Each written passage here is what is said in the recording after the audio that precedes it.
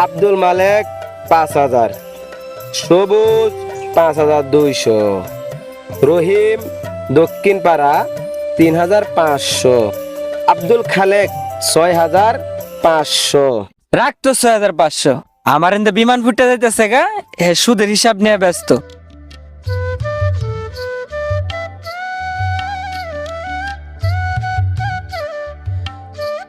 এই রাখ তোর সুদের হিসাব, হুজুর আইতাছে।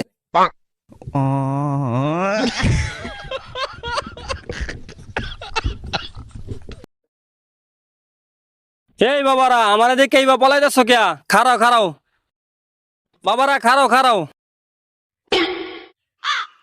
বাবারা একটু এদিকে আসো।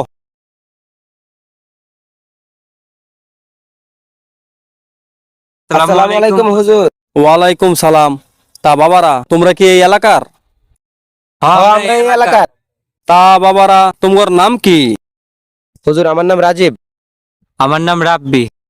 তা বাবারা, তোমার এলাকার উত্তরপাড়া মসজিদে আমি 15 দিন যাবত ইমামতি করি। তোমরা দুইজনের মধ্যে একজনও তো একদিনও নামাজ পড়তে দেখলাম না। তা বাবা, তোমার কাঁধে যে ব্যাগ ঝুলানো, তুমি কি করো? আমি ব্যাংকের ব্যবসা করি।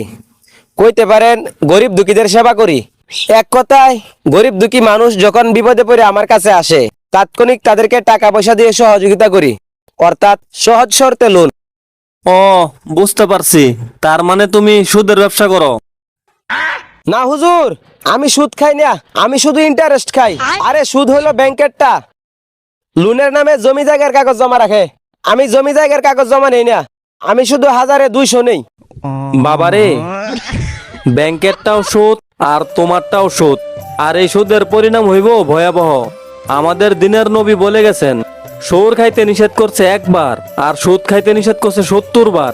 আর এই সুদের যে একটা ব্যাড এফেক্ট আছে, এটা দুনিয়াতেও পরে মানে পাওয়া যায়। আমি তো সুদ করে টাকা দেই না, আমি ইন্টারেস্ট করে টাকা দেই, কারণ আমি নিজেও সুদ খাওয়া পছন্দ করি না, আমি শুধু ইন্টারেস্ট খাই। আচ্ছা হুজুর, আগে তো জানতাম না, এখন যেহেতু জানছি, এখন আগের চেয়ে একটু কমায় খাই এমনি। আচ্ছা বাবা, আজান দেয়া দিছে, কমায় না, সুদ একবারে ছাইরা দাও। তোমার সাথে তো কথা কইতে পারলাম না, অন্য কোনো একদিন কয়াম। আর যেহেতু আজানটা দেয়া দিছে, চলো বাবারা নামাজটা একসাথে আদায় করি।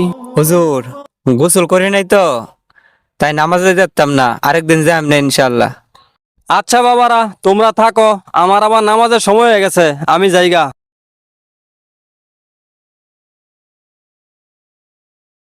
এবারের হুজুরটা হইছে 100-তে 100, আমার মনের মতো। এই হুজুর একটা বছর থাকলে এলাকায় যত সুদকুর আছে সবগুলার সাইজ করে লাইব। আচ্ছা দোস্ত, বাসায় যা, হুজুরের কথায় মনে কিছু নিস না, আর এটা খাওয়া বাদ দে।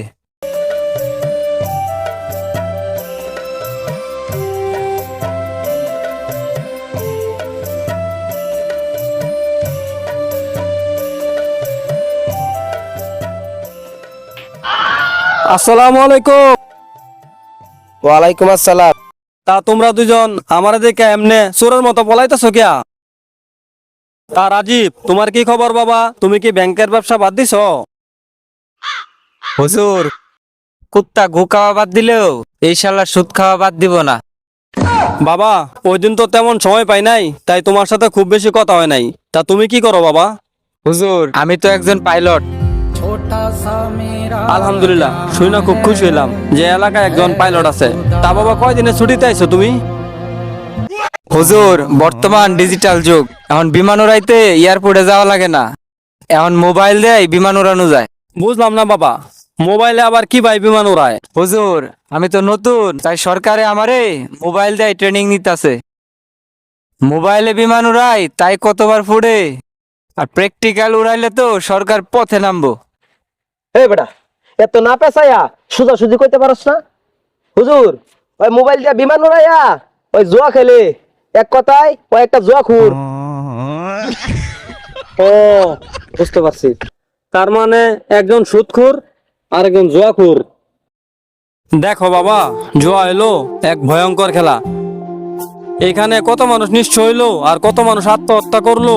এইখানে পাওয়ার চেয়ে হারায় বেশি। আর জুয়া তো ইসলামে পরিপূর্ণ হারাম। আর তোমরা তো মুসলমান, এইগুলা কাজ করো কেমনে? লজ্জা করে না? আচ্ছা বাদ দাও, আজকের থেকে ওয়াদা করো এইগুলা কাজ আর করতাম না। আর এক কাম করো, চলো নামাজটা আজকে একসাথে আদায় করি। হুজুর আপনি যান, একটু আগে কুত্তার গু পারাইছি। হুজুর আমিও বিড়ালের গু ফারছি, আজকে নামাজ হইতো না, আরেকদিন পড়ব না ইনশাআল্লাহ।